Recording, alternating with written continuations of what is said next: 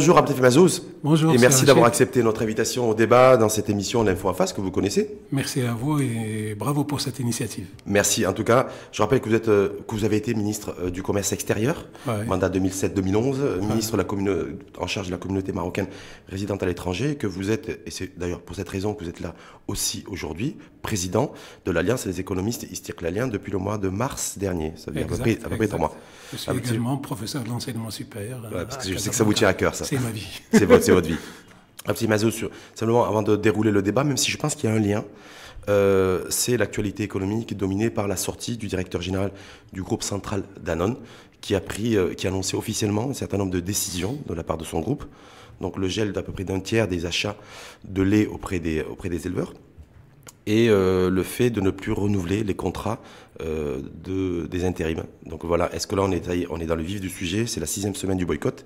On a une entreprise, une grosse entreprise, une marque multinationale qui annonce déjà des mesures drastiques. Donc vous en pensez quoi? Écoutez, indépendamment du boycott en lui-même, on peut revenir là-dessus. On y reviendra d'ailleurs. Par rapport à cette situation de cette entreprise et certainement des autres aussi, il est dommage de commencer justement à subir des conséquences sociales catastrophiques. Mais est-ce que c'était prévisible? Est-ce que vous, quand vous l'avez appris, hier par exemple, est-ce que vous avez été surpris? Non, je ne suis pas surpris parce que de toute façon ça ne peut pas durer, c'est une entreprise. Et il faut que cette entreprise gère un peu ses finances, ses équilibres. Donc malheureusement, ça risque de se faire au détriment d'une catégorie très vulnérable, qui est l'agriculteur, le paysan, qui est le salarié intérimaire. Je pense qu'aujourd'hui, le message est largement passé. Et il est bon d'arrêter et de passer au dialogue. C'est-à-dire le dialogue? C'est un dialogue. Parce que vous avez suivi comme moi la déclaration du directeur général du groupe central Danone. Oui, il est dans son rôle. Mais il a dit, nous, on a dialogué. On a lancé des campagnes de communication. On a lancé un appel national à la réconciliation nationale avec les consommateurs. C'est ça ce que j'entends par dialogue. Aujourd'hui, on est obligé de prendre des décisions parce que l'entreprise a subi un choc qui fait que y a une baisse du chiffre d'affaires, il y a des produits qui sont boycottés, il y a le modèle aujourd'hui n'est plus viable. Donc le dialogue, est-ce qu'il y a toujours de l'espace pour le dialogue, à part un dialogue avec le gouvernement, à part le dialogue avec les politiques, que vous êtes pour essayer de trouver une solution? Mais c'est de ça que je parle. Moi, je pense que si ma voix est entendue, il faut que les boycotteurs donnent un temps de répit aux acteurs. Le message est passé. Tout le monde en est conscient. Donc cette manière très civilisée de s'exprimer de la part du citoyen marocain a été très bien entendue. Il ne faut pas qu'elle se transforme en un champ qui est exploité politiquement. Donc il faut laisser les acteurs agir et leur donner le temps d'agir. Il y a eu des signaux, des efforts faits par notamment l'entreprise en question, qui a fait des gestes au niveau de qui a baissé les prix de certains produits laitiers. Voilà, donc il faut laisser un peu de temps pour permettre, moi je dis, pour permettre, c'est une entreprise qui emploie du monde, et pour éviter de sacrifier des familles entières dans le monde rural et éviter de sacrifier des familles entières dans tout ce qui est auprès des salariés saisonniers et cette structure. Est-ce que le parti politique, votre parti politique, l'Istiklal, à l'instar d'autres formations politiques, a un discours clair là-dessus? Parce que le chef d'entreprise, l'entreprise a besoin aussi d'avoir une clarté dans la position des politiques et dans la prise de responsabilité des politiques. Il s'avère que c'est peut-être pas forcément très clair. Nizar Baraka, le secrétaire général de l'Istiklal, par exemple, a fait une première sortie, c'est un des premiers, d'ailleurs chef de parti, à dire, bon, effectivement, il faut aussi comprendre ces boycotteurs, il faut aussi comprendre les revendications, parce qu'ils dénoncent la cherté de la vie. Et nous, l'Istiklal, effectivement, on est aussi, on partage ce point de vue-là. Donc, mais à juste titre, c'est ce que je dis. Il faut écouter ces boycotteurs parce que c'est pas venu de rien. C'est une situation. Vous comprenez, vous, les appels au boycott? C'est la manière d'exprimer un mécontentement par rapport à une situation où le pouvoir d'achat s'érode de manière draconienne, où le chômage s'accentue de manière visible, et qui est cette expression-là, je la trouve très civilisée. Il faut que nos acteurs... En tout cas, les digitaliser. Mais là, nos acteurs, je trouve que nos acteurs doivent saisir la balle au bon. Donc il faut comprendre ce... Est-ce que le gouvernement agit comme il se doit? Est-ce que Saladin Al-Othmani, chef de gouvernement, agit comme il se doit, avec l'ensemble du gouvernement? Et est-ce que Nizar Baraka... C'est pour ça, écoutez, c'est pour ça que par rapport justement à cette mouvance, à cette situation, par rapport justement à cette dégradation du pouvoir d'achat, et pour limiter un peu, je dirais, l'impact social de ce qui est en train de se passer, que l'Istiqlal a pris une initiative. Donc, fidèle à sa tradition justement et à sa promesse d'opposition constructive, donc on a pris une initiative qui a quand même bousculé le gouvernement. Le mémorandum que vous avez remis hier, on a remis au gouvernement qui était présenté au Parlement hier après-midi, bousculé, c'est-à-dire Saladin Al-Othmani, il a commencé il a vécu ça comme un séisme. On a poussé le gouvernement à réagir, et on a poussé la majorité à se réunir pour la deuxième fois en l'espace de 4 mois. Je souligne que cette majorité se réunit à chaque fois qu'il y a une crise. Oui. Alors que normalement, il doit se réunir normalement. Donc le mémorandum déposé par l'Istiqlal hier a été à l'origine de l'organisation de la réunion de la majorité des chefs de parti de la majorité. Oui, parce que ce mémorandum était attendu et les gens, ils avaient écho de ce mémorandum, et au Parlement, on avait déjà parlé de ça. Donc, il y a eu une réaction par rapport à la rue, une réaction par rapport surtout à l'opposition qu'exerce l'Istiqlal avec sa proposition qui est une proposition... On va revenir sur les détails d'ailleurs de vos propositions voilà, de la loi rectificative. Voilà, c'est pour répondre à votre question que est-ce que, par exemple, l'Istiqlal a pris position. On ne peut pas prendre une position plus claire. Oui, plus claire. Est-ce que cette position va permettre à la direction, au top management de Centrale Danone, par exemple, de revenir sur les décisions que l'entreprise a prises? Je l'espère bien. Si ces mesures que nous avons proposées sont mises en place, le citoyen et les boycotteurs, normalement, vont avoir une réponse au moins partielle à leur doléance. Quel type de réponse? Lorsqu'on parle d'amélioration du pouvoir d'achat, lorsqu'on parle d'augmentation de salaire, lorsqu'on parle de fixation des prix au niveau des on va ventiler, effectivement, on va revenir là-dessus. Ce sont des réponses. Est-ce qu'aujourd'hui, Abdi Mazouz, parce que je rappelle aussi que vous êtes la tête pensante économique de l'aile, j'ai envie de dire, business, finance, économie de l'Istiqlal. Je fais partie d'une équipe qui s'appelle Alliance des économistes. Dont vous assurez la présidence. Est-ce qu'aujourd'hui, c'est la problématique et l'enjeu, c'est le pouvoir d'achat ou la cherté de la vie?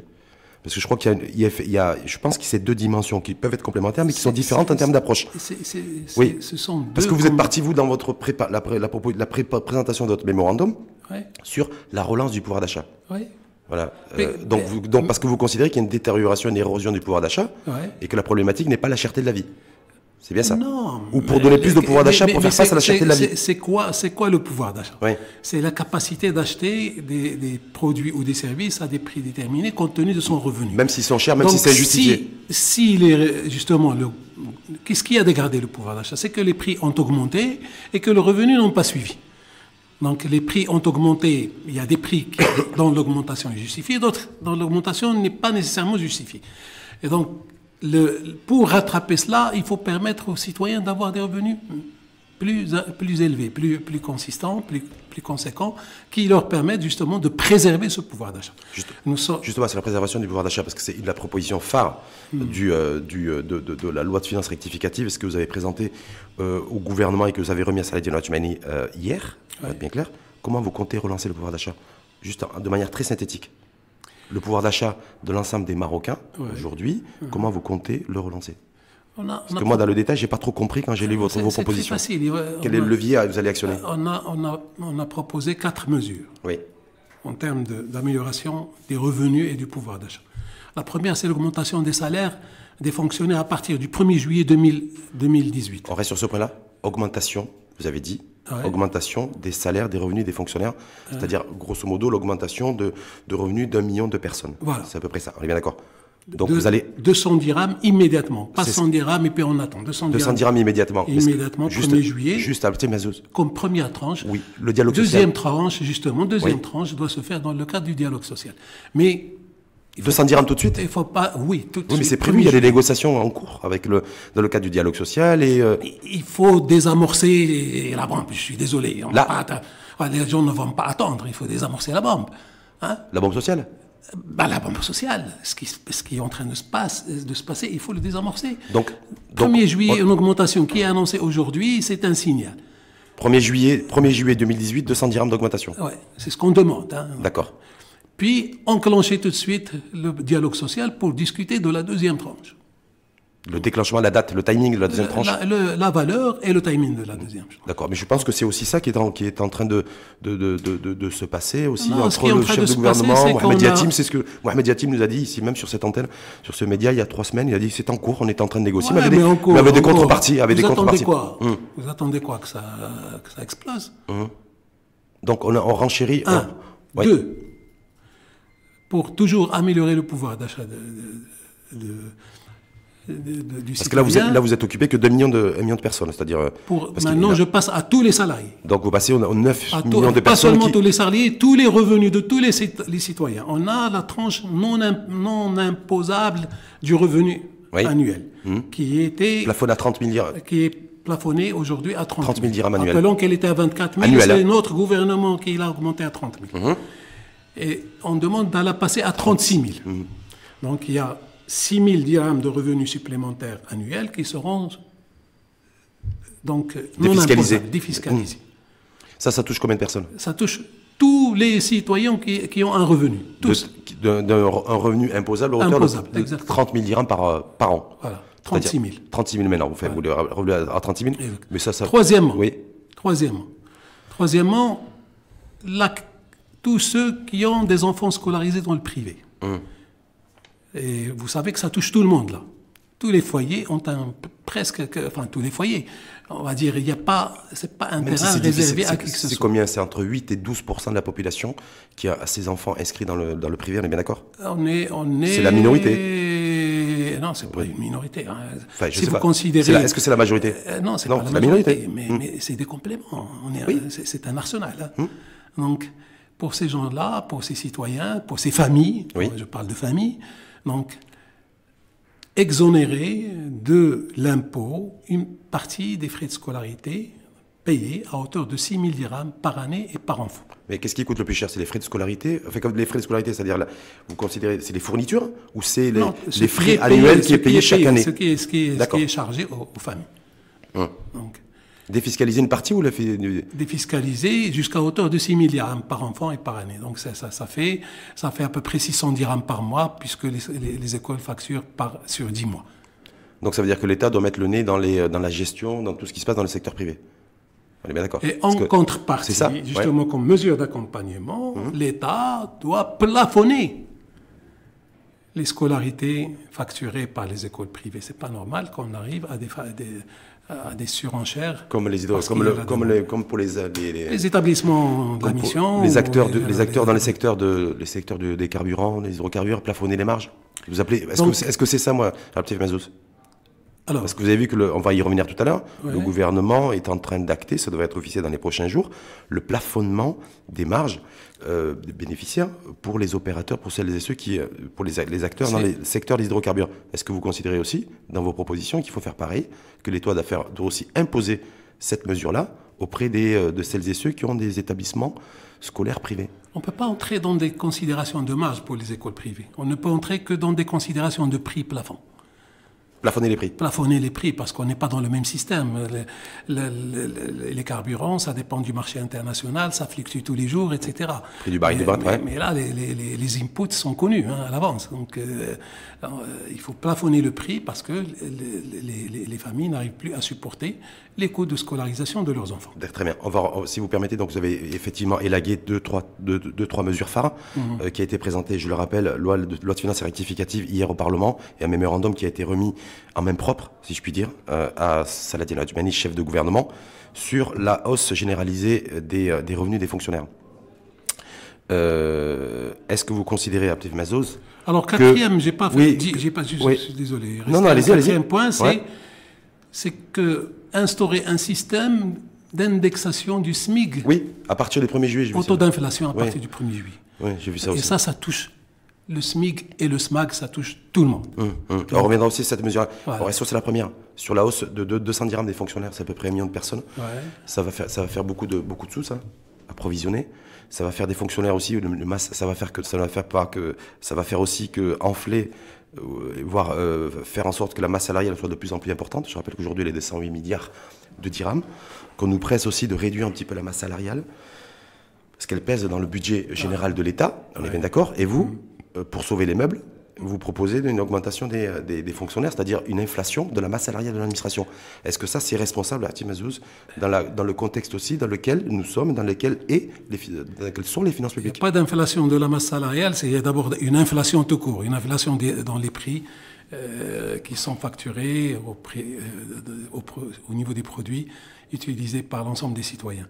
Maintenant, cette mesure-là, comme les autres, nous avons fait un effort d'évaluation de leur impact budgétaire et on a même proposé, donc on ne va pas entrer dans la technique des finances publiques, mais on a proposé des mesures aussi pour financer ces mesures-là. Oui, parce que je rappelle là que c'est que les dépenses. Hein. Voilà, sans rien changer aux équilibres Macroéconomiques. macroéconomiques, aux équilibres budgétaires particulièrement. C'est aller creuser dans ce qui existe. Donc il y a des rubriques budgétaires sur lesquelles on peut creuser. Il y a l'amélioration des revenus de l'État qui se fait parce qu'il y a un taux de croissance meilleur que celui qui est prévu, parce qu'il y a une récolte qui est plus de 30% plus élevé que ce qui était prévu, parce que le prix du baril augmente, donc le prix de l'importation du pétrole augmente, et la TVA et les droits de douane sur ces importations augmentent. Donc l'État va profiter de cette inflation que le citoyen subit. Nous, on propose à ce que cette partie-là soit en face, qu'il y ait un prélèvement. Donc lorsque on plafonne la hausse du prix du carburant, on le plafonne. Lorsque ce plafond est dépassé, on réduit la taxe intérieure à la consommation, la taxe TIC. intérieure sur les produits pétroliers, la TIPP, donc de manière à soutenir le prix, à ce que le prix ne dépasse pas ce plafond. Oui, mais ça, pour les gens qui vous écoutent, ils vont se dire, enfin, moi j'essaie de comprendre, vous voulez donner plus d'argent aux fonctionnaires, avec des salaires plus confortables, vous allez aggraver l'état des finances publiques de toute façon. On ne l'aggrave pas. Dans ce schéma-là, l'équilibre budgétaire ne sera pas dégradé. Oui, dans la perspective d'avoir une meilleure récolte céréalière, dans la perspective d'avoir... Oui, mais bon, ça c'est encore... On est sur les prévisionnels. Une très bonne évolution des recettes fiscales d'État. J'ai l'impression qu'en fait, vous voulez refaire ce que l'Istiqlal a fait en 2011. C'est-à-dire plein de chèques en blanc. On recrute des fonctionnaires, on fait plaisir un peu à tout le monde. Non. Allez-y, je sais pas. Vous n'allez pas nous servir le même scénario. C'est pas les mêmes circonstances et c'est pas le même scénario. Et l'Istiqlal et la majorité gouvernementale à ce moment-là ont bien fait de faire ce qu'ils ont fait. Et tout le monde le sait. Parce que il y avait ils ont bien fait d'avoir plombé les finances de l'État, d'avoir suscité une inflation grimpante du déficit public.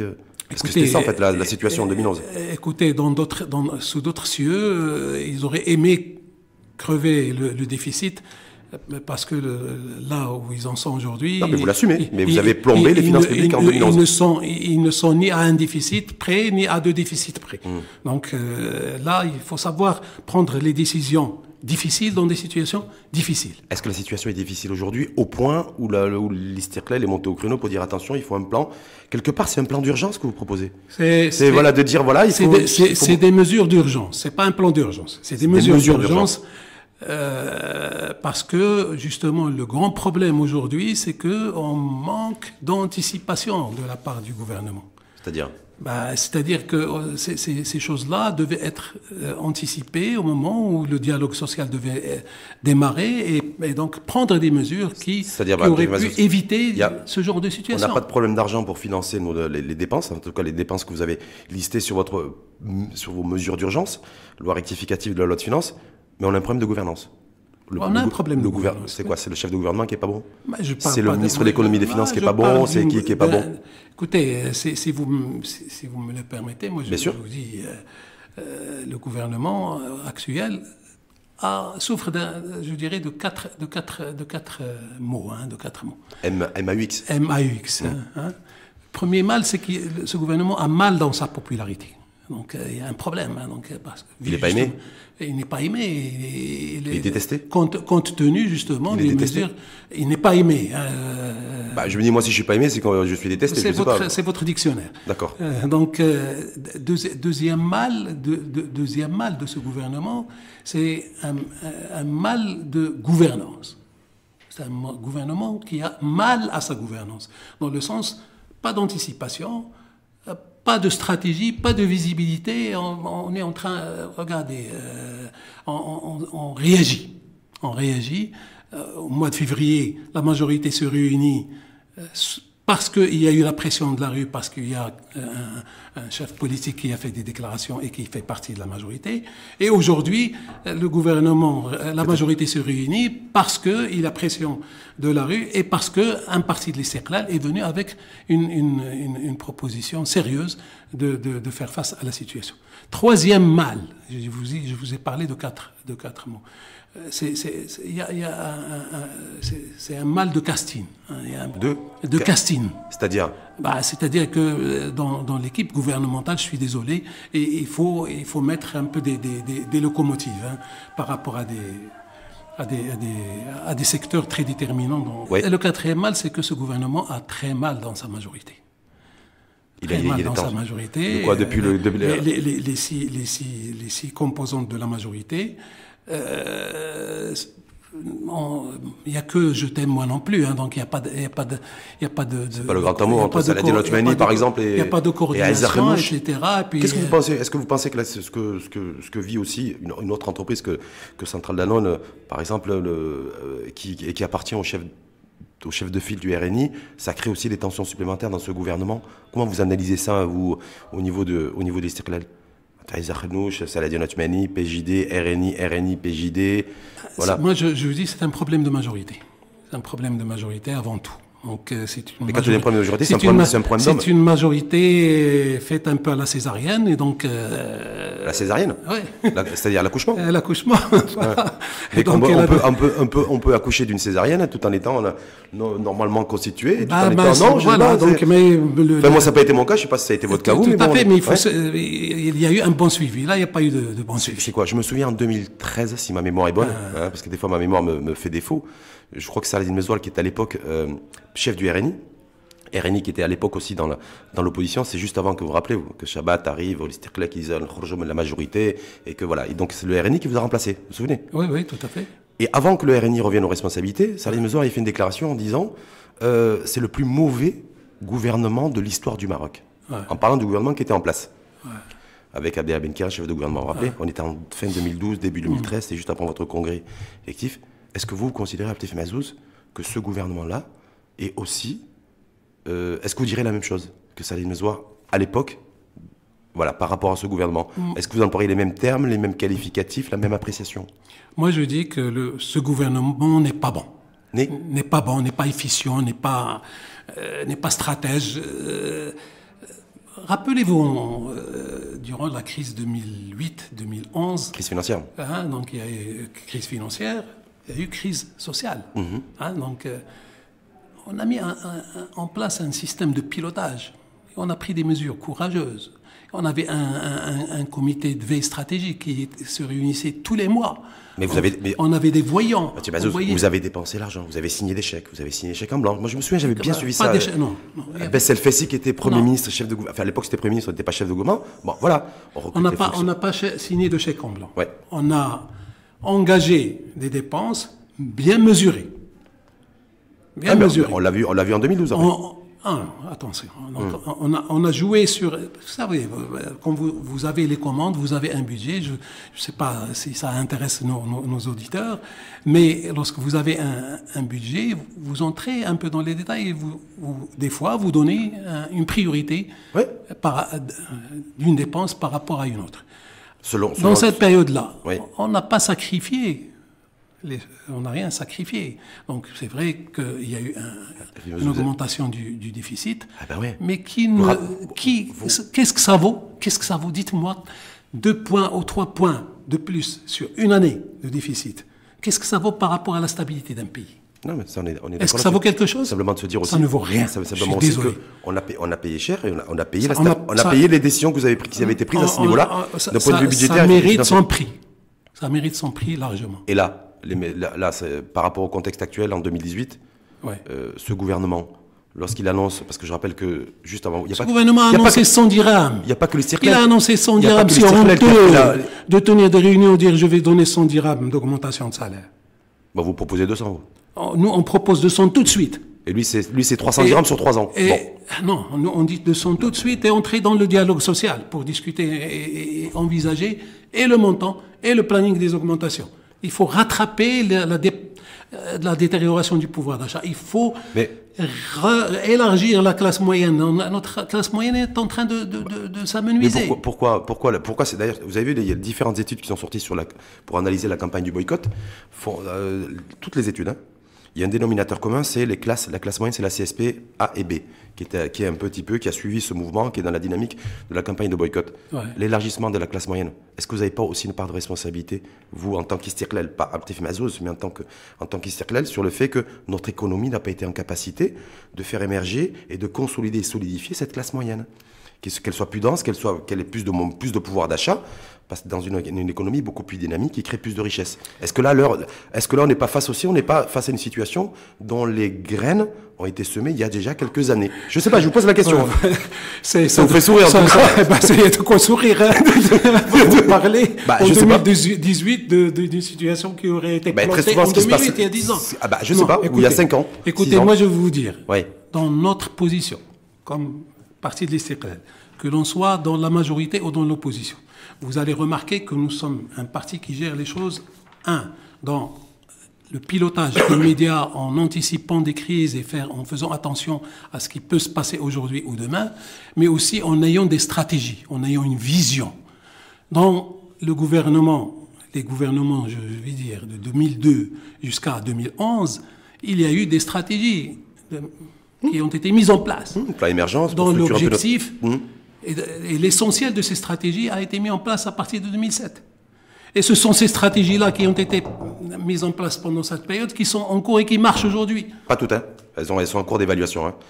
C'est-à-dire qui marchent, quand je dis, qui roulent aujourd'hui. Est-ce qu'aujourd'hui, on crée plus de richesses qu'on en crée il y a 10 ans? Est-ce qu'aujourd'hui, on crée plus d'emplois qu'on en crée il y a 10 ans?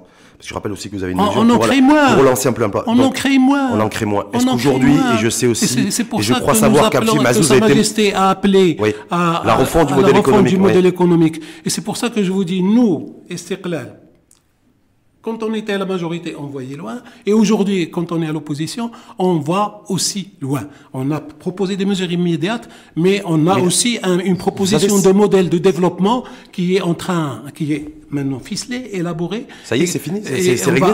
On va faire une tournée au niveau des régions pour apporter les ajustements un peu des propositions de la base, parce que ça a été discuté. Sans rentrer dans le détail de votre modèle économique, parce que je rappelle que c'est intimement lié de toute façon à cette situation sociale aujourd'hui qui s'exprime via le boycott. Voilà, donc c'est ça. Votre modèle économique va reposer sur quoi? Est-ce que ça va être un modèle économique qui va être basé sur l'offre ou sur la demande? Parce que toutes les mesures... On a dépassé ce stade. Toutes les mesures qui sont prévues dans la loi de finances rectificative, j'ai l'impression que c'est un modèle qui est basé sur la consommation, sur la demande. Non, vous n'êtes pas sur l'offre. Honnêtement, on a dépassé ce stade de raisonnement. C'est pas question d'offre ou de demande. Aujourd'hui, il y a des fondamentaux, des ruptures à faire au niveau de nos... Mais est-ce qu'il faut produire plus? Est-ce que notre économie doit produire plus? Il faut produire plus. Donc qu'est-ce que vous allez mettre en... produire D'accord, donc vous avez un modèle qui est beaucoup plus basé sur la production, sur l'offre. que sur la demande et la consommation. On est bien d'accord. Ça va de pair. Lorsque vous produisez plus, vous distribuez plus de revenus. Oui, mais la politique fiscale, l'alignement de la politique fiscale peut être différent en fonction du modèle basé sur l'offre ou du modèle basé sur la demande. Mais non. Pour encourager la production, la compétitivité, la performance. Ben oui. Oui. Il faut alléger la fiscalité. Est un des leviers. Sur l'investissement, ouais. Vous permettez que je vous dise les principaux... Oui. Non, mais c'est-à-dire que les prémices un petit peu du modèle économique qui va être proposé par l'Istiqlal dans le cadre pour répondre effectivement à l'appel du discours royal du 13 octobre dernier. C'est simplement pour avoir des éléments dans ce sens. Notre modèle donc, est un modèle de développement humain durable. Retenez ça, donc, parce que c'est très important. Il y a beaucoup de mots, il y a beaucoup de termes. C'est un modèle égalitariste, c'est-à-dire qui veille à l'égalitarisme économique et social. Pas la liberté. C'est la liberté. Attends, je suis en train Parce que c'est deux choses différentes, il me semble. La liberté, égalité. La liberté fait partie de la gouvernance, fait partie de la démocratie. Donc notre modèle a comme premier élément nécessaire la gouvernance. Et dans cette gouvernance, il y a la démocratie, il y a la liberté, il y a la régionalisation, il y a un ensemble de choses. Donc avec des mesures concrètes que nous proposons. Deuxième levier, deuxième pilier de notre modèle, c'est la priorité à l'emploi. Priorité à l'emploi. Priorité à l'emploi, c'est pas pour dire créer de l'emploi, donner des chiffres.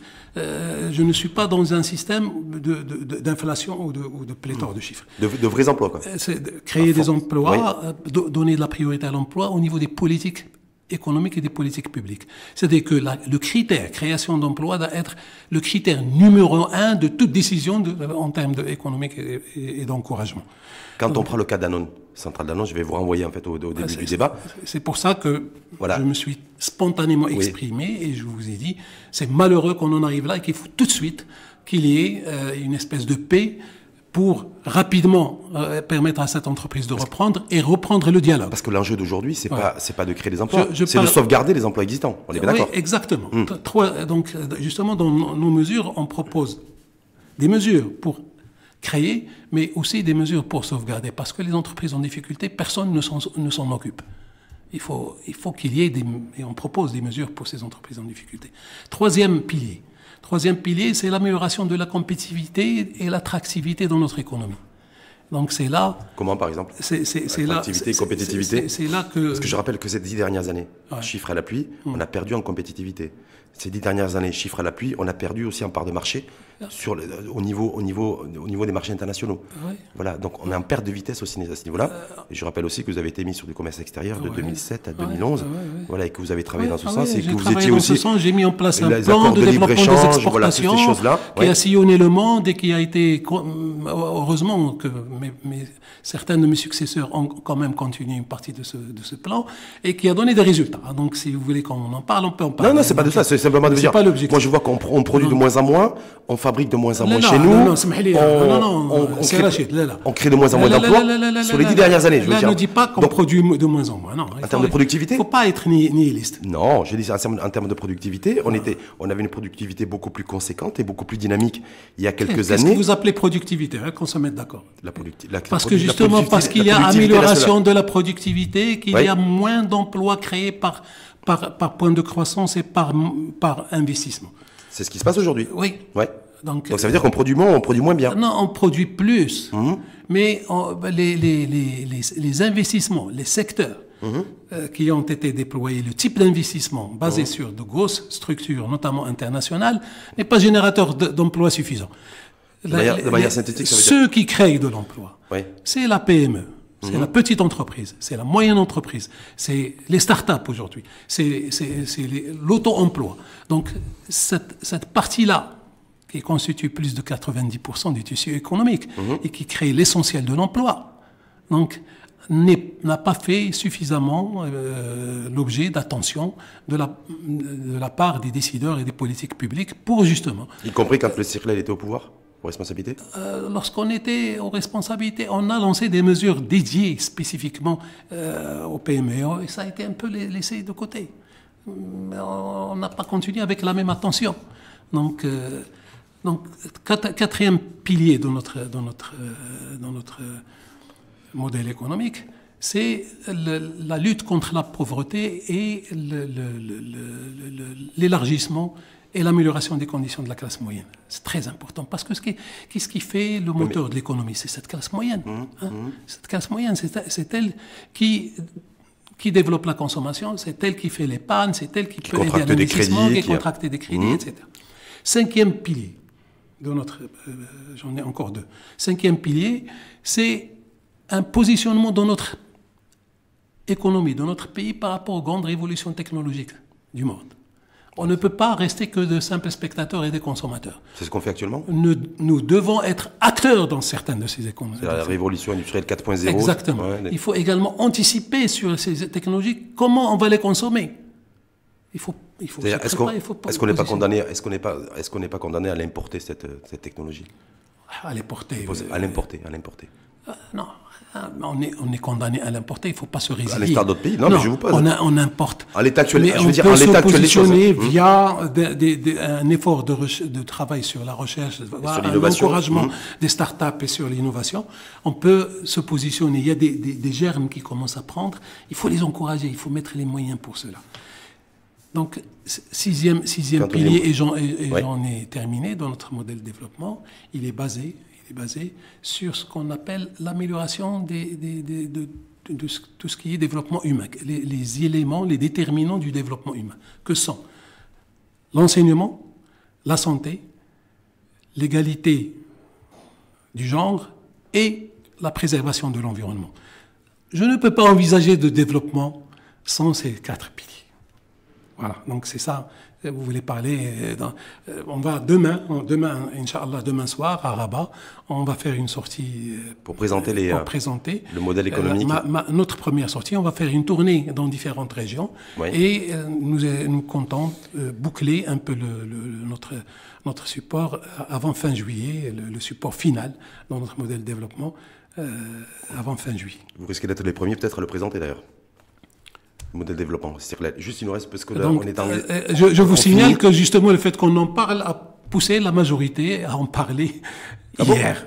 Oui, de présenter, d'accélérer en fait. Ils ont parlé d'accélérer, je crois. Ils ont parlé d'accélération. Le modèle de développement, ils ont parlé aussi de la relance du pouvoir d'achat. L'opposition positive et citoyenne et contributive a de l'impact. C'est toujours efficace. Plus les forces vives participent et sont actives, plus le pays à y gagner de toute façon.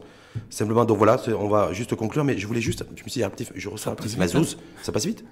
Donc ça veut dire que c'était intéressant, ce qu'on dit généralement. Il y a toute une polémique aussi, vous avez vu cette nouvelle chanson qui est sortie là sur l'encouragement, Maroc en Russie, l'équipe nationale. Vous avez vu toute la polémique là-dessus, vous avez suivi un peu? La chanson? Oui, chanson avec Saïd Nasseri qui a dit Malma et qui a été retiré de YouTube. Il y a eu une espèce de boycott d'ailleurs, hein. Peut-être on appelle au boycott. Vous n'avez pas suivi ça? Honnêtement, pour ne pas être...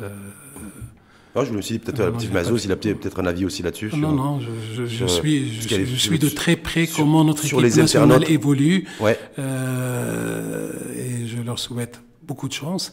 Et je pense que nous avons des chances, qu'il faut les défendre mordicus. Donc...